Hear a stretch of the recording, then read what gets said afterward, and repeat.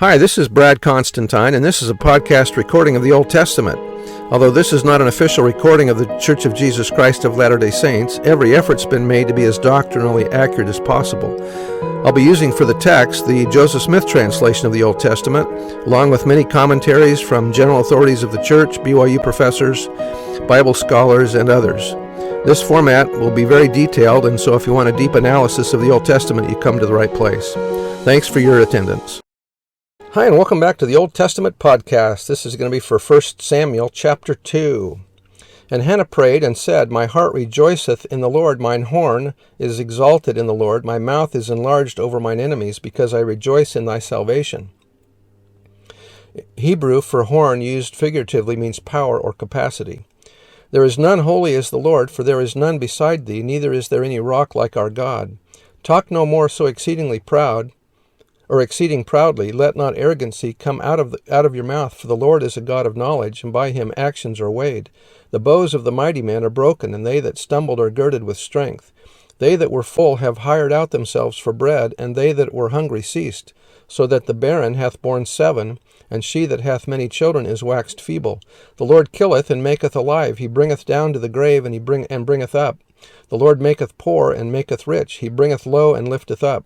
He raiseth up the poor out of the dust, and lifteth up the beggar from the dunghill, so to set them among princes, and to make them inherit the throne of glory. For the pillars of the earth are the Lord's, and he hath set the world upon them. And he will keep the feet of his saints, and the wicked shall be silent in darkness, and for by strength shall no man prevail. The adversaries of the Lord shall be broken to pieces, out of heaven shall he thunder upon them. The Lord shall judge the ends of the earth, and he shall give strength unto his king, and exalt the horn of his anointed. In the Septuagint Greek version, the noun is Christus, for anointed.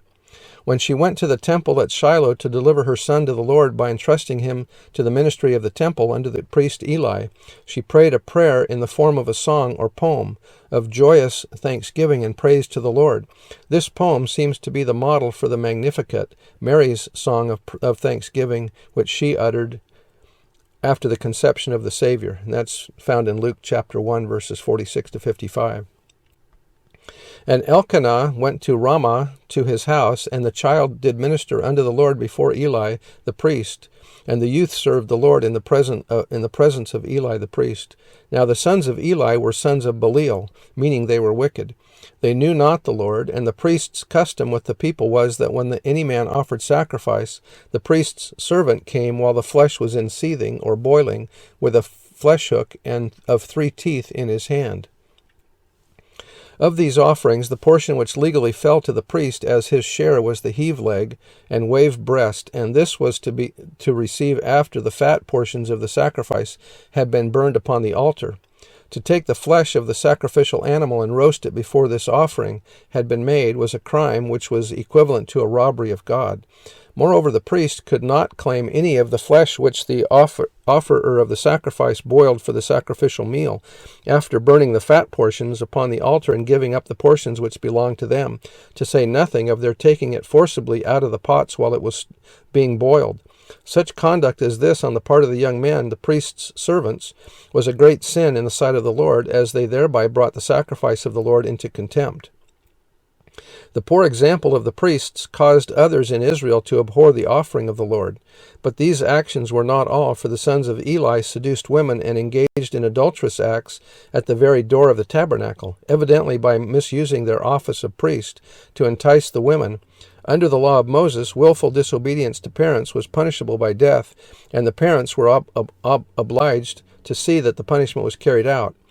Hophni and Phinehas compounded their already serious sins by disobeying their father, and Eli failed in his parental responsibility, as well as in his office as the presiding priest.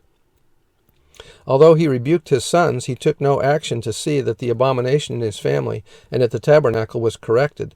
Therefore, a man of God came to Eli and pronounced the Lord's curse upon Eli's house, because thou honorest thy sons above me. That is, Eli's relationship with his sons was of more value to him than his relationship with God. And that was taken out of the Institute Manual. Verse 14, and he struck it into the pan or kettle or cauldron or pot. All that the flesh hook brought up, the priest took it for himself. So they did in Shiloh unto all the Israelites that came thither. Also, before they burnt the fat, the priest's servant came and said to the man that sacrificed, give flesh to roast for the priest, for he will not have sodden or cooked or boiled flesh of thee, but raw. And if any man said unto him, let them not fail to burn the fat presently, or first of all, and then take as much as thy soul desireth, then he would answer him, nay, but thou shalt give it me now, and if not, I will take it by force. Wherefore the sin of the young man was very great before the Lord, for men abhorred the offering of the Lord. But Samuel ministered before the Lord, being a child girded with a linen ephod. Moreover, his mother made him a little coat, and brought it to him from year to year, when she came up with her husband to offer the yearly sacrifice. And Eli blessed Elkanah and his wife, and said, the Lord give thee seed of this woman for the loan, or the petition which she asked, which is lent to the Lord. And they went unto their own home. And the Lord visited Hannah, so that she conceived and bare 3 sons and 2 daughters. And the child Samuel grew before the Lord. Now Eli was very old, and heard all that his sons did unto all Israel, and how they lay with the women that assembled at the door of the tabernacle of the congregation. And he said unto them, why do ye such things? For I hear of your evil dealings by all this people. Nay, my sons, for it is no good report that I hear. Ye make the Lord's people to transgress. If one man sin against another, the judge shall judge him. But if a man sin against the Lord, who shall entreat for him? Notwithstanding they hearkened not unto the voice of their father, because the Lord would slay them. They were solemnly announced to Eli by a prophet, since by his culpable weakness he shared the guilt of his sons. As so often is his dealings with his own people, the Lord condescended to reason, not only to exhibit the rightness of his ways, but to lay down principles for all time for the guidance of his church.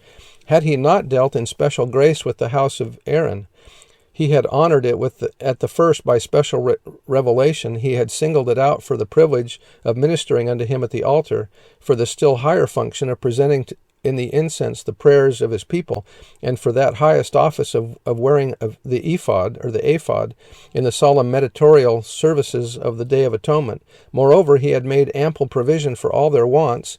All this had been granted in perpetuity to the house of Aaron. It had been specially confirmed to Phinehas on account of his zeal for the honor of God. But even the latter circumstance, as well as the nature of the case, indicated that the whole rested on a moral relationship, as indeed the general principle holds true. Them that honor me I will honor, and they that despise me shall be lightly esteemed. In accordance with this, Eli and his house would become subjects of special judgment. None of his descendants, so long as they held office, should attain old age. In punishment of their own insolence of office, they would experience constant humiliation. Another and more faithful line of priests should fill the highest office, and the deposed family would have to seek at their hands the humblest places for the sake of the barest necessities of life. Thus, justice would overtake a family which, in their pride of office, had dared to treat the priesthood as if it were absolutely their own, and to degrade it for selfish purposes. As for the chief offenders, Hophni and Phinehas, swift destruction would overtake them in one day, and their death would be the sign of the commencement of those judgments which were to culminate in the time of Solomon. Verse 26, and that was by Josephus and Edersheim. Verse 26, and the child grew on and was in favor both with the Lord and also with men. This sounds like Jesus' description, doesn't it, as he grew up. And there came a man of God unto Eli and said unto him, Thus saith the Lord, Did I plainly appear unto the house of thy father when they were in Egypt in Pharaoh's house? And did I choose him out of all the tribes of Israel to be my priest, to offer upon mine altar, to burn incense, to wear an ephod before me? And did I give unto the house of thy father all the offerings made by fire of the children of Israel? Wherefore kick ye, or treat with scorn at my sacrifice and at mine offering, which I have commanded in my habitation, and honorest thy sons above me, to make yourselves fat with the chiefest of all the offerings of Israel my people? Wherefore the Lord God of Israel saith, I said indeed that thy house and the house of thy father should walk before me forever. But now the Lord saith, But be it far from me, for them that honor me I will honor, and they that despise me shall be lightly esteemed. Behold, the days come that I will cut off thine arm. Arm is another word for power, and the arm of thy father's house, that there shall not be an old man in thine house. And thou shalt see an enemy in my habitation, in all the wealth which God shall give Israel, and there shall not be an old man in thine house forever. And the man of thine, whom I shall not cut off from mine altar, shall be to consume thine eyes, and to grieve thine heart, and all the increase of thine house shall die in the flower of their age. And this shall be a sign unto thee, that shall come upon thy 2 sons, on Hophni and Phinehas. In one day they shall die both of them. And I will raise me up of a faithful priest, that shall do according to that which is in mine heart and in my mind, and I will build him a sure house. His progeny shall be perpetuated, and he shall walk before mine anointed forever. And it shall come to pass that every one that is left in thine house shall come and crouch to him for a piece of silver and a morsel of bread, and shall say, Put me, I pray thee, into one of the priest's offices, that I may eat a piece of bread.